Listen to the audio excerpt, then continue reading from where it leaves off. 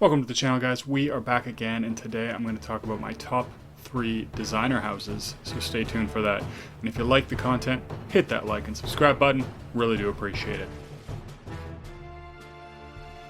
I did a video of this a little while ago. I did it for niche houses. I think there's a lot of choice, I think, with niche houses, and there's tons of niche houses, and I personally collapse indie and niche into one category.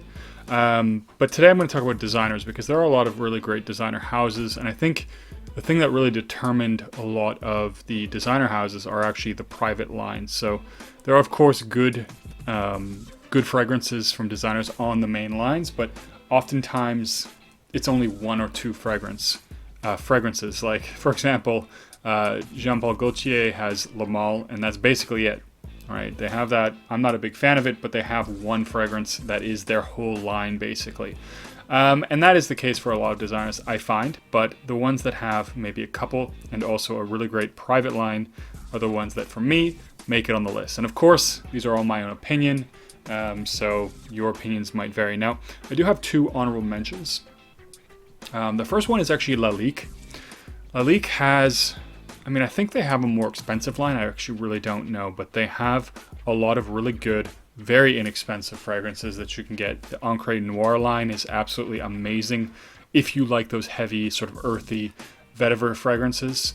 There's also things like Lalique White, and they have a lot of other really good ones as well. And so if you want something, especially on discounters that you can get for a very inexpensive price, but come off as very high quality fragrances, Lalique is definitely one to check out. Now, the second one is Hermes. So I talk about this fragrance, Terre d'Hermes Eau Très Fraîche, a lot when it comes to spring, when it comes to summer, because I love this sort of tart orange, fresh vetiver kind of vibe that it has. I've grown a little bit onto the rest of the Terre d'Hermes line, and I love the Terre d'Hermes deodorant. And they do have some really good, more expensive fragrances like Ambre Narguil, Bel Ami, but I haven't tried enough of their private line to really put them on this list as higher than an honorable mention, but that is something I think I would like to definitely do, is try more of the Hermescence line, or whatever you want to call it. It's a little bit more expensive and is a little bit more luxurious. I do think they have a lot of quality there, and the sort of DNA that Hermes started with Ambre Narguil is one of my favorite scent DNAs of all time, so I got to give them props for that. So that is the next honorable mention, and we will get right into the list right now. Third spot is actually Chanel. So a lot of people might not be too surprised with that, and in fact some of this list, but Chanel is a brand that I actually really like. They have a good main designer line, so of course everybody knows the Bleu de Chanel. It really was one of the first blue fragrances. I know a lot of people say Polo Blue came first, and it was that shower gel vibe. So don't want to give credit to Bleu de Chanel for doing all of the work, but they were definitely one of the first for the blue DNA, for that shower gel kind of DNA that's really taken over a lot of different brands. And I do really like Bleu de Chanel. And another one that I actually really love is Chanel Allure Homme Sport. This is a fantastic fragrance. I like this a lot more than the Eau Extreme. And in fact, in my opinion, it is by far the better fragrance. They also have classic fragrances like Chanel Anateus, and they also have Egoiste and Platinum Egoiste that are also really great. And I think what actually took this one out of second spot is I don't really love a lot of the private line that they have. They have a lot of good ones on the main line.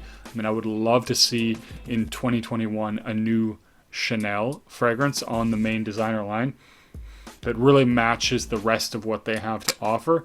But I'm not a huge fan of their private line. I know Coromandel, for example, is a very popular fragrance.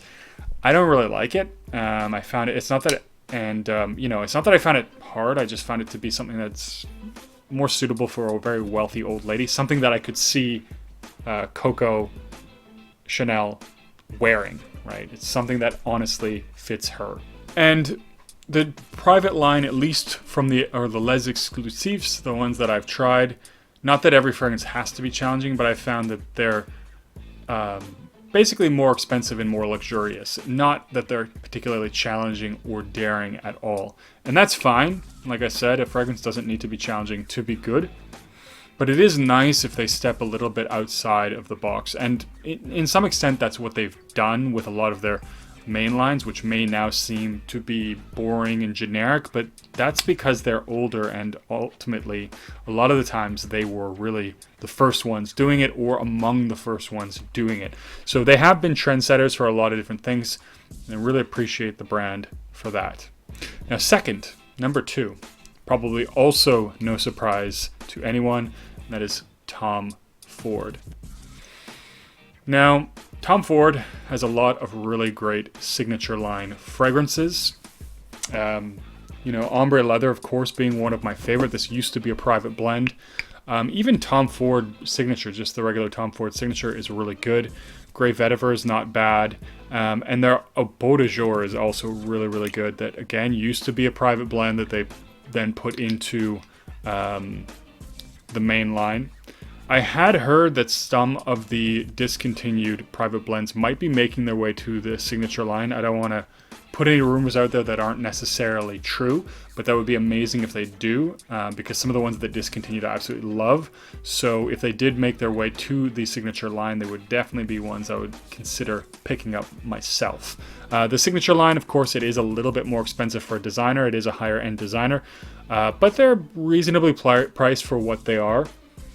And when you can find them on a discount, they're definitely worth it, in my opinion. Now, of course, the private blend, that's also where I think Tom Ford has a lot of more daring fragrances, although I will say, and maybe what knocked this out of top spot, is a lot of the newer private blend ones have been a little bit more, I don't know, kind of generic and not that great. I wouldn't say straight up generic, but not as good a releases as some of the other very bold, very daring fragrances.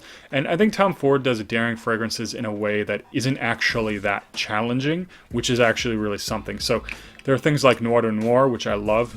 I heard it's being discontinued, but it comes off and feels very daring without actually being very daring, because it is fairly mass appealing fragrance. Same with Plum Japonaise, which also I believe is being discontinued. And that one, again, comes off to be quite unique and quite daring, but at the same time, it's really not that challenging to wear. It's a very likable fragrance. Now they do, of course, Tom Ford has fragrances that are a lot more challenging, like Oud, Tobacco Oud, which is definitely not for everyone. So they have those really sort of challenging, polarizing fragrances, and they also have the great ones that come off as unique and interesting to wear, like Oud Wood, which is a beautiful, beautiful oud fragrance. And, it's also, again, very easy to wear. So I think he does daring in such a way that it makes it actually not hard to do. And I appreciate that about the brand. And so Tom Ford, a lot of really, really great private blends and a lot of really great signature lines. This is probably, I think, overall, if I had to say designers, maybe some of the most, or one of the brands with the most designer fragrances that I really like. So Tom Ford, a little bit more expensive. I prefer to find them on a discount because, full retail is kind of hard to pay just because it feels wrong for whatever reason. But again, Tom Ford, great choice.